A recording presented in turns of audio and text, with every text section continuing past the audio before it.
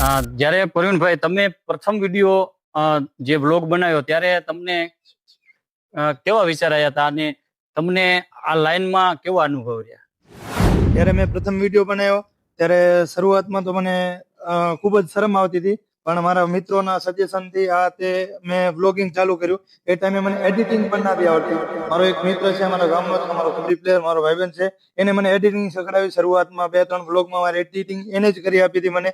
અને વ્લોગિંગ પ્રત્યે મને વ્લોગ બનાવવાનો મારા બધા મિત્રોનો જ ફોર્સ હતો કે યાર તું બનાવ, તને વ્યૂ સારા મળે છે અને તું આમાં આગળ વધી શકીશ. ત્યારથી મેં એ બધા લોકોનો સજેશન લઈ અને મેં વ્લોગ બનાવવાનું ચાલુ કર્યું અને એડિટિંગ એ ધીરે ધીરે શીખી ગયો. તો પ્રવીણભાઈ, અમારા દર્શક મિત્રોને જણાવજો કે તમે અભ્યાસ ક્યાં સુધી કરેલો છે?